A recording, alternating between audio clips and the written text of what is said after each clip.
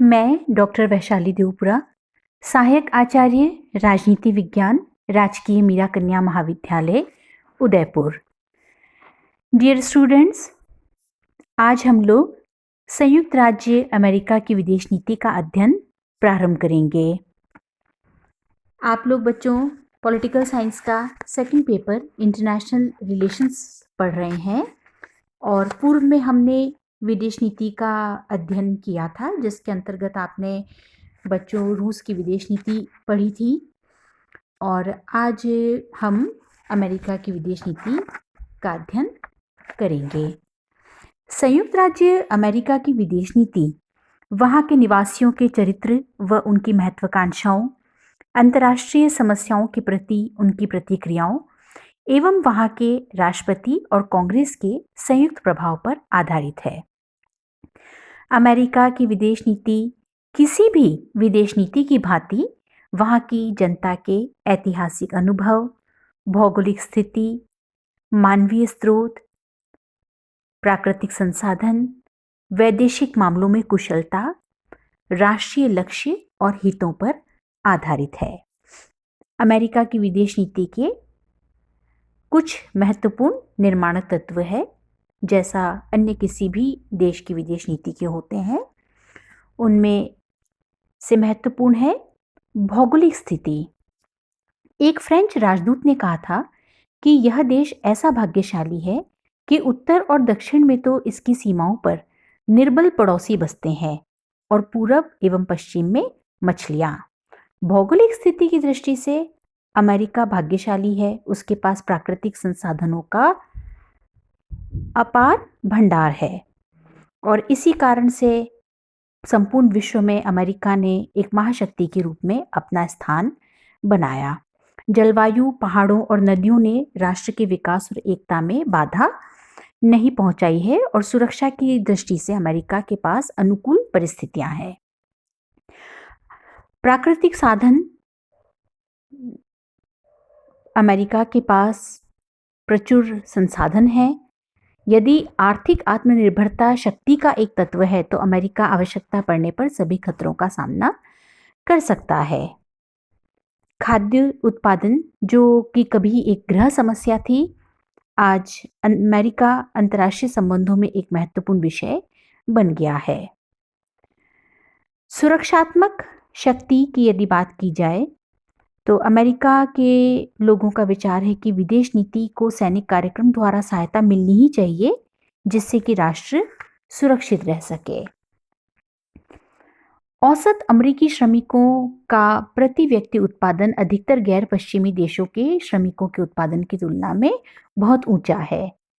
मानवीय स्रोत है अमेरिका के पास विदेश नीति के निर्माण में इस प्रकार उसकी जनसंख्या के आकार और गुणात्मक विशेषता का महत्वपूर्ण योगदान है। गृह नीति और दबाव गुटों का अमेरिका की विदेश नीति पर इतना प्रभाव पड़ता है कि अनेक बार अमेरिका की कार्यपालिका के लिए उसकी अवहेलना करना असंभव हो जाता है। अमेरिका की फिलिस्तीन संबंधी नीति अल्पसंख्यक यहूदियों की मांग को ध्यान में रखकर बनाई गई थी। धार्मिक और व्यापारिक संस्थाएं, दूसरे सामाजिक संगठन भी विदेश नीति को अपने हितों के अनुरूप प्रभावित करते रहते हैं। संवैधानिक बंधन भी महत्वपूर्ण है। जनतंत्रात्मक और संघीय प्रणाली वाला राष्ट्र होने के कारण अमेरिका की फॉरेन पॉलिसी को कई जो कॉन्स्टिट्यूशनल क्राइसिस होते हैं उसका सामना करना पड़ता है। संविधान और सर्वोच्च न्यायालय के निर्णयों ने विदेश नीति के संचालन में केंद्रीय सरकार के हाथों को जकड़ रखा है। राष्ट्रपति को यदि विदेश नीति के संचालन की जिम्मेदारी दी है तो उसके युद्ध और संधि आदि के निर्णयों पर सीनेट का अंकुश लगा रखा है। अमेरिका की विदेश नीति का निर्माण बहुत कुछ दलगत सहयोग और प्रशासनिक समन्वय पर निर्भर रहता है। विदेश नीति के संचालन में उस समय बहुत कठिनाई महसूस होती है जब राष्ट्रपति उस दल का नहीं होता जिसका कि कांग्रेस में बहुमत है। तो इस प्रकार से जो अमेरिका की विदेश नीति का जो निर्माणक तत्व है वो इस प्रकार से महत्वपूर्ण है।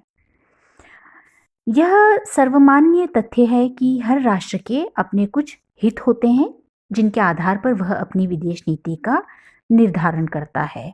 इसी तरह अमेरिका की विदेश नीति के अपने लक्ष्य हैं, जैसे कि राष्ट्रीय सुरक्षा। अपनी सुरक्षा को मजबूती के साथ अमेरिका बनाए रखना चाहता है। यूरोप में पश्चिमी जर्मनी और एशिया में जापान व पाकिस्तान का समर्थन उसकी इसी आवश्यकता पर आधारित रहे ताकि सोवियत संघ और साम्यवादी शक्तियों के विरुद्ध शक्ति संतुलन स्थापित किया जा सके। अमेरिका जनतंत्र का प्रबल समर्थक है। प्रथम महायुद्ध अमेरिका ने लोकतंत्र की रक्षा के लिए लड़ा था। द्वितीय महायुद्ध के समय रूजवेल्ट ने अमेरिका का उद्देश्य हिटलर की तानाशाही को नष्ट करना और संसार में प्रत्येक स्थान पर भाषण, धर्म, अभाव में स्वतंत्रता और भय से स्वतंत्रता की स्थापना करना बताया था। द्वितीय महायुद्ध के बाद अमेरिका ने साम्यवाद को नियंत्रित करने का दृढ़ संकल्प रखा। सोवियत संघ और अमेरिका दोनों ही पारस्परिक तनाव को कम करने की चर्चा करते रहे, एक दूसरे पर तनाव बढ़ाने के आरोप भी लगाते रहे। अणु परीक्षण प्रतिबंध संधि, परमाणु अप्रसार संधि, सॉल्ट 1, सॉल्ट 2, INF, स्टार्ट, इन पर दोनों महाशक्तियों द्वारा हस्ताक्षर किए जाने से इस विचार को समर्थन मिला कि अमेरिका सोवियत संघ और रूस के साथ अपने तनावपूर्ण संबंधों को सुधारना चाहता था। इस प्रकार अमेरिका ने तनाव कम करने की दिशा में अपने कदम बढ़ाए। विश्व शांति की स्थापना करना अमेरिका का उद्देश्य रहा है। डल्लेस ने 1955 में कहा था कि हमारी विदेश नीति का व्यापक लक्ष्य संयुक्त राज्य के लोगों को शांति और स्वतंत्रता का सुख भोगने का अवसर प्रदान करना है। सोवियत संघ के अवसान तथा सोवियत संघ एवं पूर्वी यूरोप में साम्यवाद के पतन के बाद राष्ट्रपति बुश ने नई विश्व व्यवस्था के निर्माण का उद्देश्य घोषित किया। यह ऐसी विश्व व्यवस्था की ओर संकेत था जिसमें अमेरिका अंतर्राष्ट्रीय राजनीति का केंद्रीय ध्रुव होगा, दुनिया में पूंजीवादी अर्थव्यवस्था सुदृढ़ होगी, संयुक्त राष्ट्र संघ के निर्णय अमेरिकी विदेश नीति के उद्देश्यों के अनुरूप होंगे। अमेरिका विश्व का बहुत बड़ा आयातक है। अमेरिका ने बहुत प्रगति की है। तकनीकी आविष्कार से वहाँ के पूंजी बाजार में तेजी आई और कई संस्थाओं ने अमेरिका की इच्छाओं के अनुरूप ही कार्य किया। अंतर्राष्ट्रीय मुद्रा कोष, विश्व बैंक जैसी अंतर्राष्ट्रीय वित्त संस्थाएं भी अमेरिका की इच्छाओं के आधार पर कार्य करती रहीं। अमेरिका विश्व में उग्रवाद को रोकने के लिए हमेशा अमेरिका ने अपना जो प्रयास है उसे जारी रखा है। 11 सितंबर 2001 से पूर्व अमेरिका विश्व में उग्रवाद को रोकने के लिए उतना तत्पर नहीं था। भारत जैसे देशों में आतंकवाद निर्दोष लोगों को नुकसान पहुंचाता रहा और अमेरिका ने शाब्दिक संवेदनाएं ही प्रकट करी। लेकिन जब WTC और पेंटागन पर जब टेररिस्ट अटैक हुआ तो उसके बाद अमेरिका के जो राष्ट्रपति हैं उन्होंने दृढ़ संकल्प लिया आतंकवाद को समूल नष्ट करने का और इसे संपूर्ण सभ्यता के खिलाफ माना।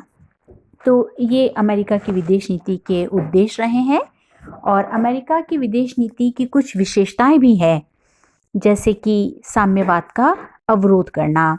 सेकेंड वर्ल्ड वॉर के बाद साम्यवाद का अवरोध मतलब कम्युनिज्म का विरोध करना अमेरिका की विदेश नीति की मुख्य विशेषता रही है। जहां कहीं सोवियत संघ दबाव का प्रयोग करता वहां संयुक्त राज्य अमेरिका प्रति दबाव का प्रयोग करता। इसी तरह से अमेरिका ने साम्यवाद का विरोध करने के लिए सैनिक संधियों एवं मैत्रियों का निर्माण किया, जिनमें से प्रमुख है रियो संधि, नाटो संधि, एंजस, सीटो, बगदाद पैक्ट आदि। तो इस तरह की जो सैनिक संधियां थी अमेरिका द्वारा की गई। शीत युद्ध के अंत के बाद भी अमेरिका नाटो के विस्तार के लिए कृत संकल्प रहा है। अमेरिकी पहल पर ही पूर्वी यूरोप के 3 प्रमुख देश पोलैंड, हंगरी और चेक गणतंत्र को इस संगठन में शामिल किया गया। विदेशी आर्थिक सहायता की नीति अमेरिका की विदेश नीति का अभिन्न अंग रही है।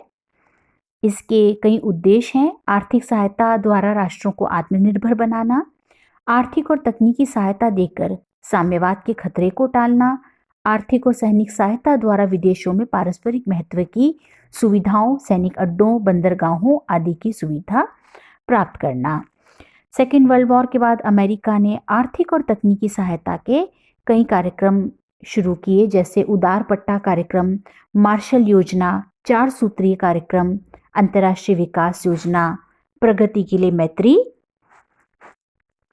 इसके अतिरिक्त मानवाधिकारों का समर्थन करना अमेरिका की विदेश नीति की विशेषता रही है। कार्टर प्रशासन ने तो मानवाधिकार मुद्दे को अंतर्राष्ट्रीय राजनीति के ताने बाने में ठोस रूप से लपेट दिया। मानवाधिकारों की देखरेख के लिए स्टेट डिपार्टमेंट में एक पृथक ब्यूरो की स्थापना की गई। अमेरिकी राजदूतों का यह व्यक्तिगत उत्तरदायित्व बन गया कि वे दूसरे देशों में मानवाधिकार संबंधी नीति को सही परिप्रेक्ष्य में प्रस्तुत करें। अमेरिका ने लोकतंत्र बहाली के नाम पर पड़ोसी देशों में हस्तक्षेप भी किया। सेकेंड वर्ल्ड वॉर के बाद भी अमेरिका ने अपने आसपास दखल का सिलसिला जारी रखते हुए 1983 में ग्रेनेडा, 1989 में पनामा, 1965 में डोमिनिकन गणराज्य में दखल दिया। 1994 में लोकतंत्र बहाली के नाम पर अमेरिकी सेनाएं हैती की राजधानी पोर्टो प्रिंस के नागरिक विमानतल पर उतरी। विकासशील देशों पर दबाव बनाए रखने की नीति भी रही है अमेरिका की।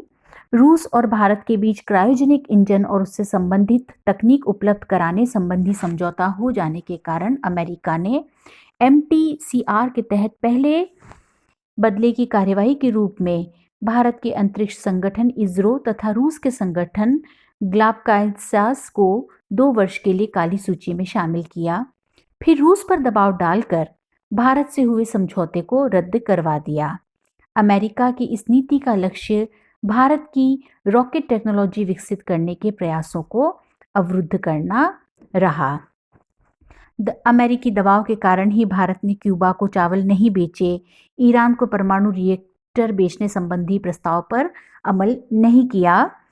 तो इस तरह से हम देखते हैं कि कुछ नीति अमेरिका की ऐसी रही है विकासशील देशों पर दबाव बनाए रखने की।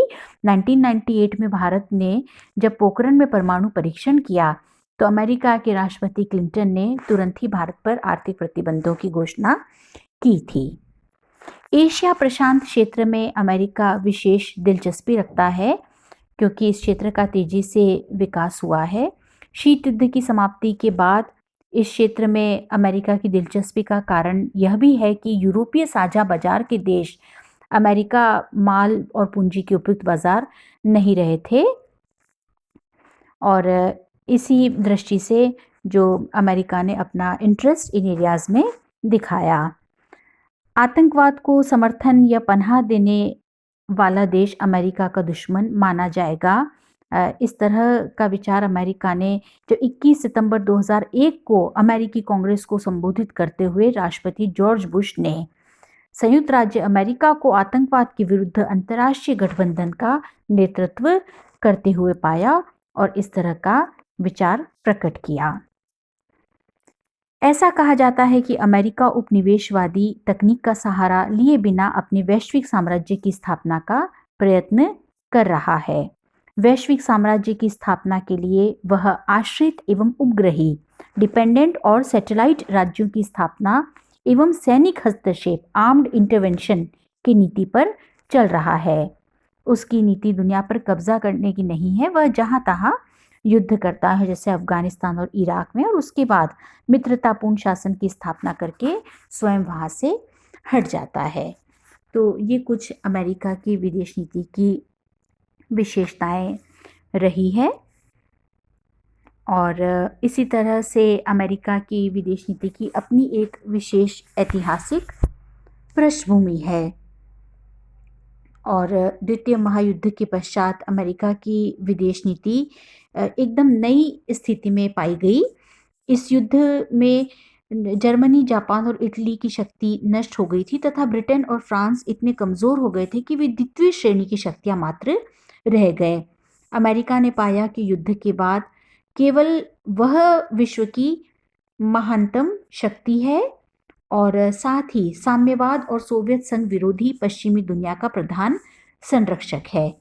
सेकेंड वर्ल्ड वॉर के बाद अमेरिका विदेश नीति का प्रधान लक्ष्य साम्यवादी खतरे का सामना करना और सोवियत संघ व साम्यवादी चीन के प्रभाव क्षेत्र की वृद्धि को रोकने की दृढ़ व्यवस्था रहा है।